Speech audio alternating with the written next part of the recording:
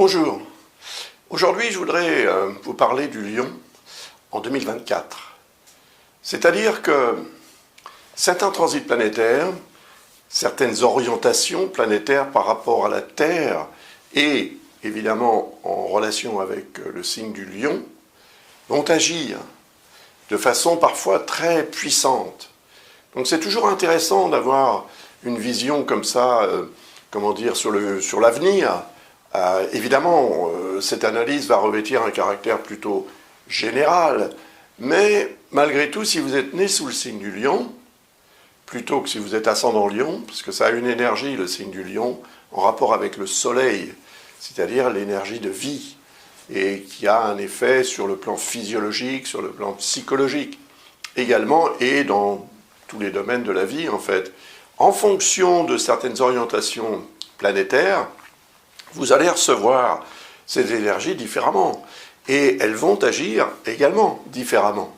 Selon évidemment ce que ces énergies représentent, ou comment elles se présentent aussi, et puis selon les domaines évidemment dans lesquels elles vont avoir à faire, des preuves, d'une certaine manière, à faire leurs preuves en termes d'influence cosmique. La première planète dont je voudrais vous parler, c'est Pluton. Pluton met 248 ans et 157 jours exactement pour faire le tour du zodiaque qui est derrière moi. Donc c'est un transit extrêmement long, c'est la plus lente de toutes les planètes du système solaire. Elle va séjourner, ou elle aura séjourné en Capricorne pendant 15 ans. Depuis 2008, après ensuite une installation plus définitive en 2009, jusqu'en 2024. Mais déjà, il y a eu une incursion dans le signe suivant, le signe du Verseau, en 2023, entre le 23 mars et le 11 juin. Donc, si vous voulez en savoir un peu plus à propos de cette première occurrence, c'est comme une mise en bouche en fait. Pluton est arrivé en éclaireur dans le signe du Verseau, puis il est reparti en mode rétrograde, de notre point de vue sur Terre, bien évidemment. La planète en elle-même ne rétrograde pas, c'est la Terre qui double cette planète sur son orbite, puisqu'elle tourne quand même, la Terre, 248 fois plus rapidement que Pluton autour du Soleil. Donc elle double Pluton rapidement, et quand elle la double, évidemment, la planète Pluton semble rétrograder, partir en arrière.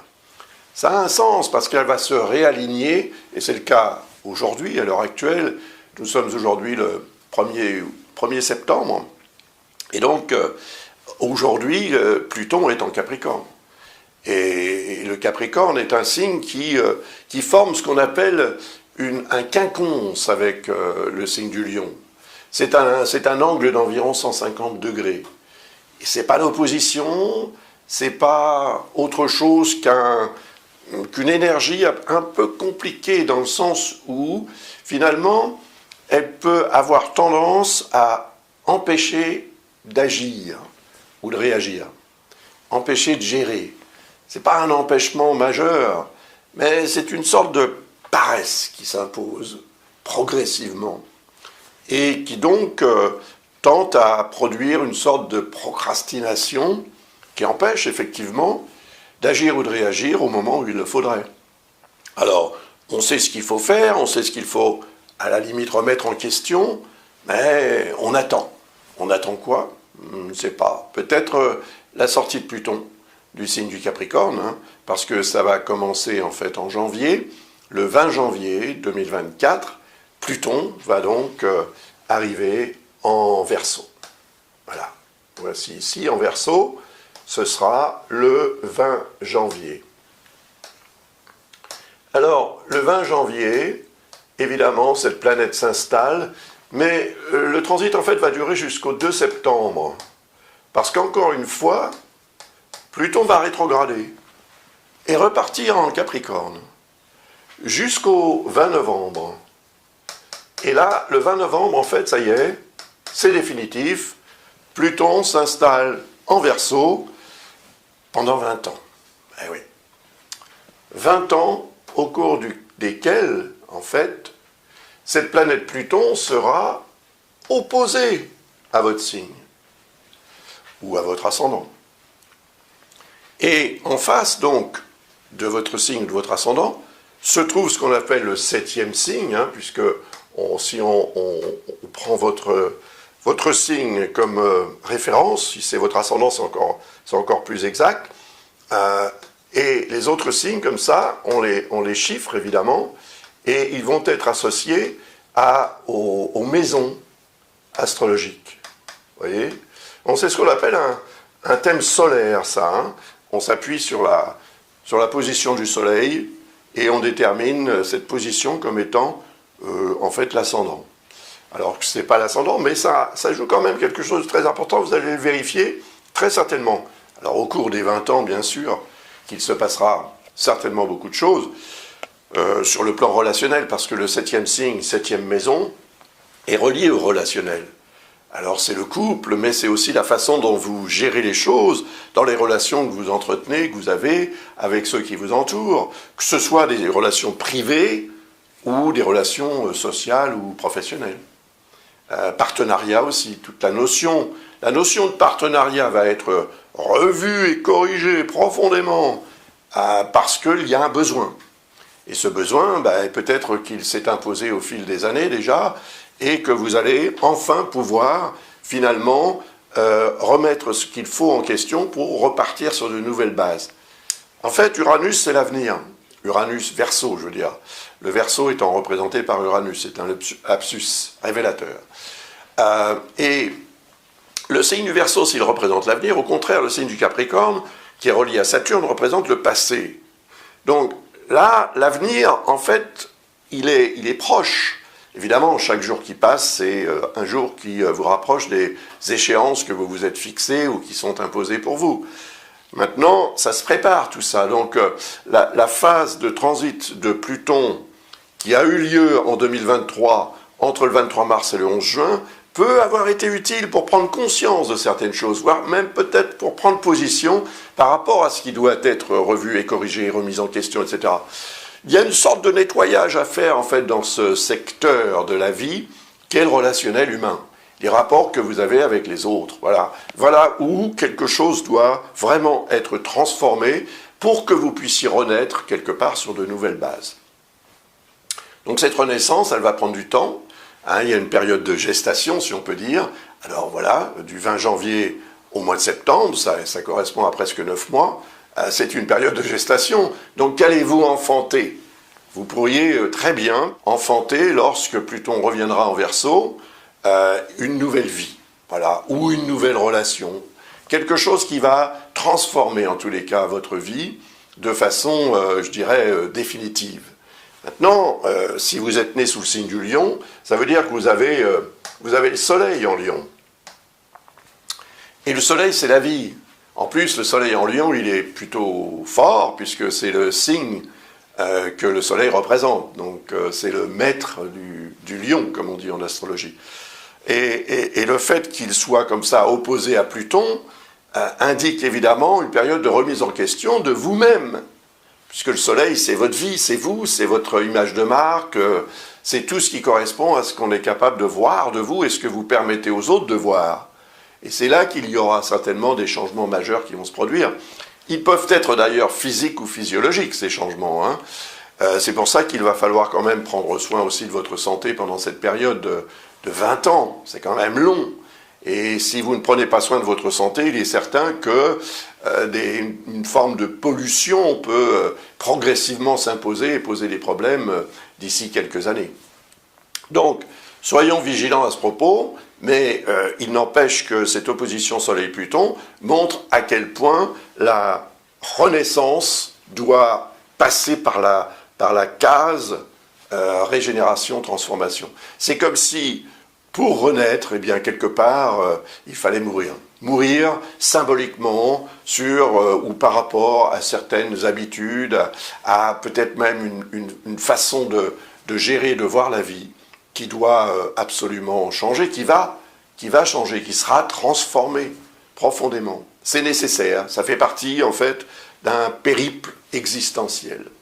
Alors évidemment, Pluton ne va pas agir seul, Et ce que je vais vous expliquer maintenant a trait à d'autres planètes, mais dans la deuxième partie de cette analyse, j'ai fait 2 vidéos parce que sinon la vidéo est trop longue, donc j'ai coupé en 2. La première partie va concerner les planètes lentes, donc à partir de Pluton, qui est la plus lente, jusqu'à Jupiter, et ensuite on parlera de Mars. Parce que Mars joue un rôle de déclencheur, de détonateur, des énergies beaucoup plus lentes telles que celles de Pluton par exemple, et les autres. Donc quand Mars va arriver en conjonction, comme on dit, avec ces astres-là, il y aura déclenchement d'énergie et parfois un potentiel à utiliser, à exploiter, ou bien à d'autres moments, au contraire, la nécessité d'essayer de se préserver au maximum pour éviter les incidents de parcours.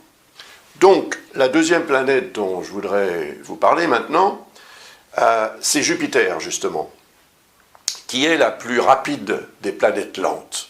Jupiter met 12 ans pour faire le tour du zodiaque. Et actuellement, Jupiter est en Taureau depuis le 16 mai 2023.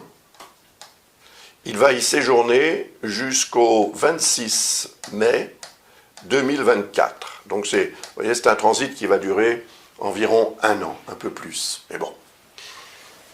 Pendant cette période, le signe du Taureau étant le 10e, vous voyez, à partir du vôtre, 1, 2, 3, 4, 5, 7, 8, jusqu'au numéro 10. Le 10e signe est relié symboliquement, encore une fois, à la 10e maison, le milieu du ciel, comme on l'appelle aussi en astrologie. Et c'est le secteur qui représente la situation, le statut, la carrière, les projets, les rapports avec l'autorité qu'on a soi-même. Vous voyez, si on devait imager le milieu du ciel, voilà ce que je ferais, moi. Je ferais une montagne, avec un peu de neige quand même, et puis des nuages, comme ça, vous voyez, et puis pourquoi pas des petits oiseaux qui volent, et en fait, vous êtes là, vous grimpez autant que possible, parce que vous êtes déterminé à planter votre drapeau, voilà, votre étendard en haut de ce sommet. Et en fait, c'est ce qu'on appelle le milieu du ciel. C'est le point le plus élevé du thème. Dans un thème astral, si on commence avec l'ascendant à gauche, on a le milieu du ciel en haut, ou quelque part par là en tous les cas. Et donc, ça veut dire que si vous avez un objectif à atteindre, un sommet à atteindre, vous allez quand même devoir faire un effort de vigilance pour éviter que votre projet ne nuise à d'autres domaines de votre vie. Comme par exemple ce domaine-ci, le 7. Le domaine 7, c'est le relationnel, de proximité ou partenariat, enfin bon, c'est la façon dont vous gérez les rapports avec l'autre ou avec les autres. Et en fait, Jupiter en Taureau va produire ce qu'on appelle une dissonance avec Pluton, tant que cette planète sera en Verseau. Et cette dissonance indique peut-être une tendance à l'excès de nettoyage. Donc on sait que si on a un projet important, il faut s'engager dans ce projet et peut-être aussi sacrifier d'autres choses de la vie, d'autres activités, d'autres intérêts, peut-être même d'autres relations. Donc là, vous allez avoir le vent en poupe, si je puis dire, parce que Jupiter représente quand même une capacité d'évolution, un besoin d'évoluer et de faire progresser les choses en fonction justement de vos objectifs, de vos ambitions, et en fonction aussi de la force vitale que vous mettez au service de ce que vous voulez obtenir. Mais il y a également ce qu'on appelle une dissonance avec le signe du lion, avec soit votre signe ou votre ascendant. Et ça veut dire que vous risquez effectivement de voir trop grand, attention à ça, de viser trop haut. Le sommet à atteindre pourrait s'avérer peut-être beaucoup plus élevé que ce que vous l'imaginez. Ou bien, il est possible que vous ne soyez pas forcément suffisamment équipé pour le gravir, ce sommet. Donc il est très haut, c'est sûr, vous le savez, il n'y a pas de souci, mais en termes de ce qui doit être fait, ce que vous devez emporter, ce que vous devez avoir, ce que vous devez savoir, etc. Pour arriver en haut, c'est tendancieux. Vous pourriez être trop enthousiaste et en fait vous lancer dans quelque chose qui pourrait devenir une source de problèmes plutôt que de résultats concrets, satisfaisants, etc. À mon avis, si vous avez un projet de ce genre, ou si vous êtes dans une situation qui nécessite aussi de votre part des efforts considérables et peut-être des moyens aussi qui le sont, attendez. C'est-à-dire, attendez que Jupiter sorte du signe du Taureau. Parce que quand il va en sortir, à partir du 26 mai, et ça va durer jusqu'au début juin 2025, c'est ça. Je crois que c'est vers le 9 juin, mais c'est pas tout à fait sûr, mais enfin c'est de toute façon par là. Quand Jupiter va être en Gémeaux, là, on peut retirer celui-ci, parce que ce Jupiter-là, en Gémeaux, va produire non pas ces dissonances que je viens d'évoquer, mais bien au contraire, un lien harmonique avec votre signe et un lien harmonique avec Pluton en Verseau. Et là, le climat change complètement. Et ce Jupiter va transiter, on le voit un petit peu là, je l'ai un petit peu effacé, mais il va transiter le 11e secteur, 11e signe. La 11e maison est reliée à l'environnement social. Alors, humain, bien sûr, mais également géographique, cela dire. Et Jupiter représente cette notion d'évolution.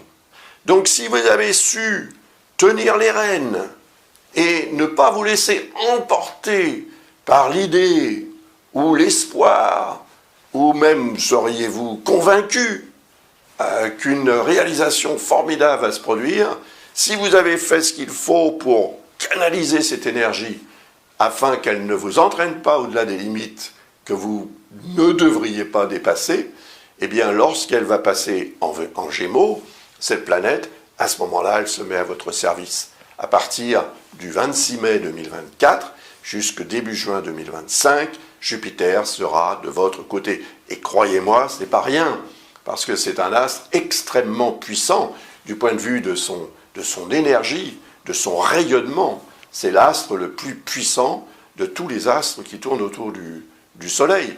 Il est même dit que Jupiter a un rayonnement plus fort que celui du Soleil. Donc, croissance, évolution, progrès, réussite. Voilà, potentiel de réussite majeure. Parce qu'ensuite, évidemment, à un moment donné, Jupiter va transiter votre signe. Et ça se prépare. Donc ici, on est en 2025.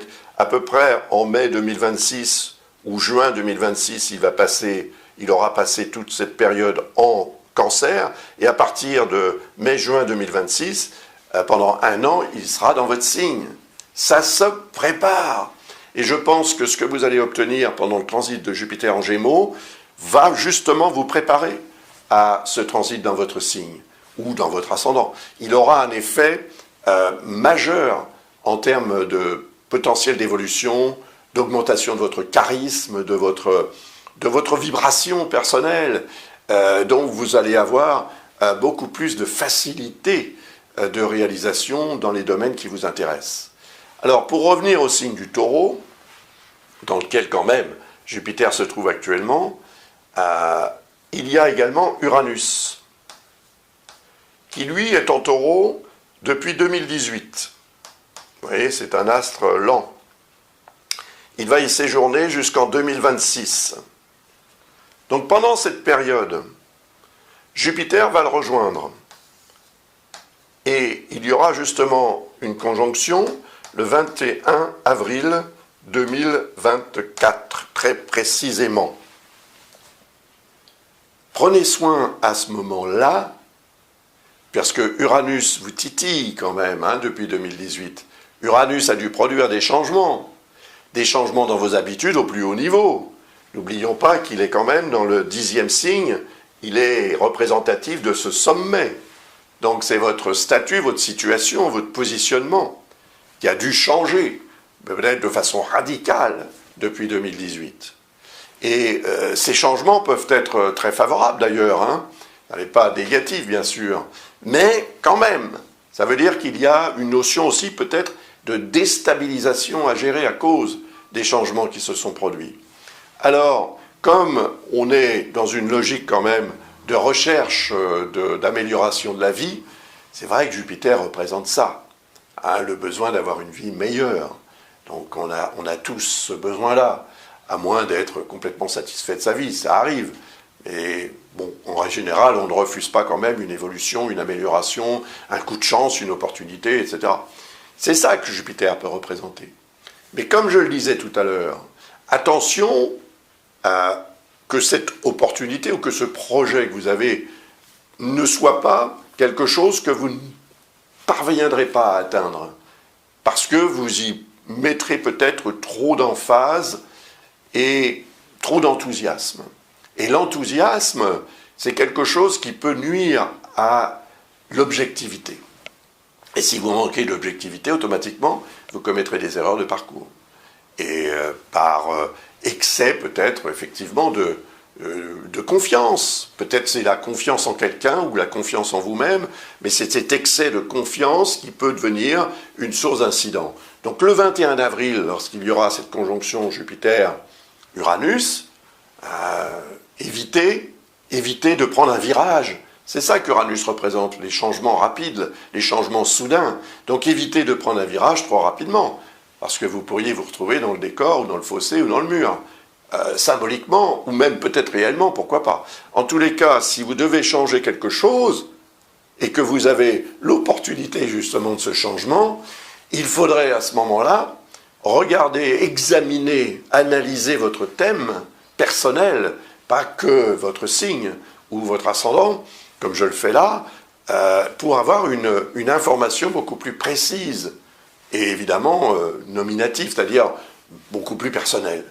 Voilà. Donc si vous avez évidemment besoin d'un peu de lumière, de nos lumières ici à Ablas, n'hésitez pas, visitez le site de l'école et vous trouverez les informations pour poser une question ou bien pour commander une analyse plus approfondie à l'une ou l'un et l'autre de nos astrologues préférés qui ont été formés d'ailleurs par l'école Ablas. Donc, parlons d'un autre transit, d'une autre planète. C'est encore une planète qui se trouve dans un signe depuis des années. Là, je veux parler de Neptune. Neptune est en Poisson. Depuis 2012, Neptune est en Poisson. Et là aussi, ça va durer jusqu'en 2026. 2026 sera une année importante parce qu'on va avoir quand même pas mal de planètes qui vont changer de signe. Et des planètes lentes qui ont séjourné dans un signe pendant longtemps. Donc il y a Uranus, dont je viens de parler, Neptune également, et il y a également Chiron, dont je vous parlerai tout à l'heure. Donc Neptune est en Poisson, dans le secteur 8, voyez. Alors ça, c'est le secteur des relations d'argent avec la société. Les rapports d'argent avec la société, la matière de la vie. Et tout ce qui concerne aussi l'intérêt qu'on peut avoir pour les sciences parallèles, l'astrologie, etc. C'est sûr. La sexualité représentée par la maison 8 aussi. C'est le concept de mort, de vie, de renaissance, en fait, qui est représenté aussi par ce secteur du thème. C'est l'immobilier, par exemple. Donc, Neptune, dans ce secteur, depuis 2012, peut avoir ou être à l'origine d'un trouble, d'une inconsistance. C'est la zone de brouillard que représente Neptune. Et il est là dans une logique de quinconce avec le signe du lion. Et le quinconce est un aspect justement d'hésitation. Alors, si on hésite quand on traverse une nappe de brouillard, c'est normal. On fait quand même plus attention quand on conduit et qu'on doit traverser une nappe de brouillard. C'est logique, c'est normal. Quand le soleil, par contre, éclaire bien et que le temps se prête à une belle balade, il n'y a pas de raison d'hésiter. Mais le quinconce représente ça. Et en plus, Neptune représente l'intuition, l'inspiration même aussi. En fait, les perceptions, un peu comme ça, extrasensorielles.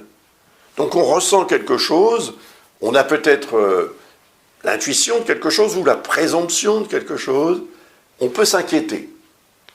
Mais Neptune ne représente pas la capacité qu'on a à agir, vraiment, concrètement, objectivement. On est plus dans une logique de contemplation, et peut-être d'attente aussi. Donc peut-être que vous attendez depuis 2012 que quelque chose se réalise, et que ça ait aussi, pourquoi pas, une raison d'être positive sur le plan financier. C'est possible. Après, Neptune n'étant pas un astre qui représente la capacité qu'on a à réaliser les choses, mais simplement le ressenti, il va falloir une autre planète pour aider Neptune à devenir un peu plus réaliste. Et cette planète, c'est Saturne.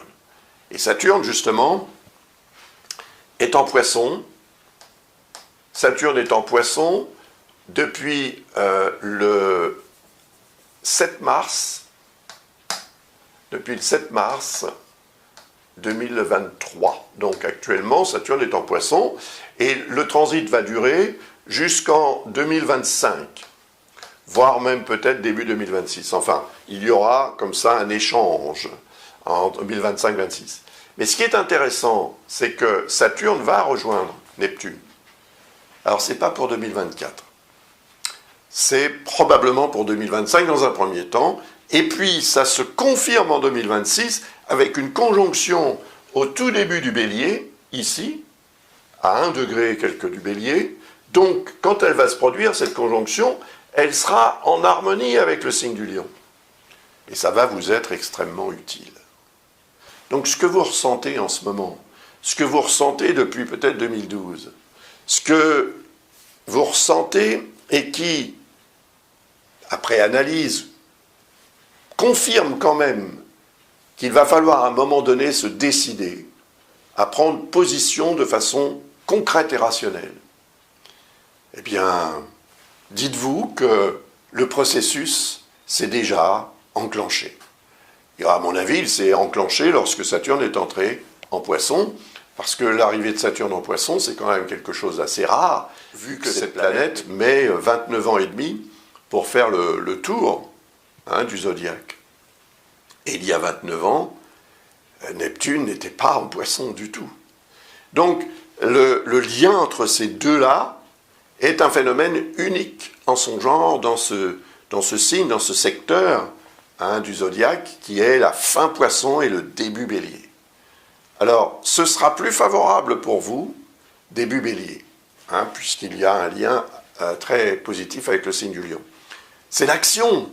Enfin, vous allez pouvoir réaliser une sorte d'idéal, un rêve, quelque chose qui correspond à un but à atteindre. Tiens, le sommet dont je vous parlais tout à l'heure, eh bien, c'est peut-être bien en 2026 que vous allez l'atteindre. Bon, on n'est pas encore en 2026. Il va falloir faire preuve encore d'un peu de patience. Mais Saturne représente aussi le travail à faire. Donc vous savez ce qu'il faut faire maintenant. Depuis que Saturne est en Poisson, normalement, vous devriez commencer à savoir concrètement, objectivement, rationnellement ce qu'il faut faire. Si vous ne le faites pas, c'est votre choix. Mais à mon avis, vous allez être motivé. D'abord, parce que Mars va passer par là. On verra ça dans la deuxième partie de la vidéo. Et quand il va passer par là, bien évidemment, il va stimuler beaucoup les choses. Et vous allez en avoir besoin. Parce que Saturne représente aussi quelque part une forme de stagnation que vous pourriez ressentir et qui pourrait produire une forme de frustration qui pourrait ensuite vous inciter à baisser les bras et à abandonner la partie plutôt qu'à continuer. Or, lorsque Saturne va rejoindre Neptune, si vous avez fait ce qu'il faut d'ici là, vos efforts vont être très largement récompensés. Donc, à vous de voir comment vous gérez ce que je suis en train de vous expliquer. Il y a un autre astre qui est intéressant aussi par rapport à votre thème. Alors il s'agit de Chiron. Chiron est un astéroïde qui orbite entre Saturne et Uranus et qui met une 50aine d'années pour faire le tour du zodiaque. Donc quand Chiron est dans un secteur du thème, c'est très important parce qu'il représente le médecin intérieur. C'est comme ça qu'on l'appelle en général en astrologie. Il représente donc la capacité qu'on a tous plus ou moins à observer, à analyser les choses de façon rationnelle d'ailleurs, hein, pas du tout comme Neptune. On n'est pas dans la contemplation avec Chiron, on est dans la gestion mentale, cérébrale, rationnelle de ce qui se passe et de comment on peut réussir à gérer au mieux. Et donc Chiron étant en Bélier, il faut quand même reconnaître que, vu que le Bélier est un signe qui est en harmonie avec le signe du Lion, d'abord, il a une fonction de protection, je dirais au niveau santé. D'abord, puisque Chiron représente aussi la santé, c'est le médecin intérieur, donc il indique là que vous pouvez avoir aussi un regard sur vous-même, une analyse de ce qui se passe en vous, d'éventuels symptômes, etc., pour les comprendre, les gérer au mieux et éviter que ça ne débouche sur des troubles plus désagréables et plus ennuyeux, voire plus longs également.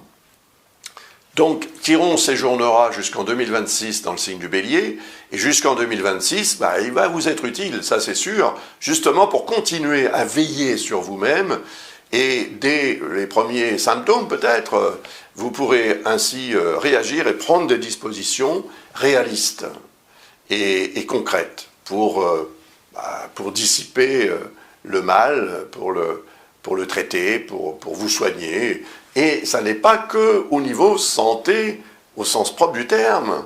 C'est aussi la santé au sens beaucoup plus large, la santé de vos affaires, la santé de votre vie professionnelle, la santé de votre vie sentimentale, etc. C'est les questions de santé en général. Et là, vous voyez qu'on est dans le 9e signe à partir du vôtre. Et 9e signe, 9e maison. C'est tout ce qui concerne le rapport, les rapports que vous avez dans la société de façon officielle. C'est aussi votre regard philosophique sur la vie. C'est les études. C'est ce que vous devez apprendre, ce que vous avez envie d'apprendre, vous avez besoin d'apprendre. Donc, le fait d'apprendre permet d'obtenir un savoir qui va vous permettre d'exploiter l'énergie de Chiron de façon beaucoup plus efficace. Puisque, avec le savoir, la connaissance, on fait beaucoup moins d'erreurs que quand on tâtonne, vu qu'on ne sait pas de quoi on parle, par exemple. Là, non. Chiron en maison 9, c'est aussi la gestion des affaires de façon officielle pour soigner un problème de santé éventuel dans un domaine ou dans un autre de votre vie, mais ce, de façon officielle. Et c'est des rapports que vous pouvez aussi avoir avec l'administration, bien évidemment, avec la justice, avec la loi, avec l'enseignement, comme je le disais tout à l'heure, et avec l'étranger aussi. C'est beaucoup de choses, la maison 9. Mais encore une fois, évidemment, ce que je vous explique là, c'est général, global, par rapport uniquement au signe du Lion, ou à votre ascendant si c'est votre ascendant, mais ça n'est pas, disons, personnalisé. Donc si vous avez besoin d'une analyse plus personnelle, évidemment, visitez le site de l'École Ablas et vous trouverez les informations pour, comme je vous le disais tout à l'heure, commander une réponse à une question, hein, ça peut être tout simplement ça, ou une analyse plus approfondie, plus détaillée de l'ensemble de l'année 2024, par exemple. Voilà, cette première partie se termine. Je vais maintenant vous parler, dans la deuxième vidéo, des transits de Mars, qui jouent, comme je le disais tout à l'heure, le rôle de détonateur. Donc, voyons voir ce que Mars va bien pouvoir déclencher dans votre vie en 2024. A tout de suite donc. Merci encore de votre attention. Au revoir.